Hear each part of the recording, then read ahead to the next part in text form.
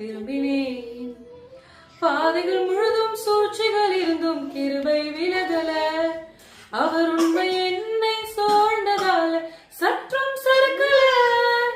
பாதைகள் முழுதும் சூழ்ச்சிகள் இருந்தும் கிருபை விலகல.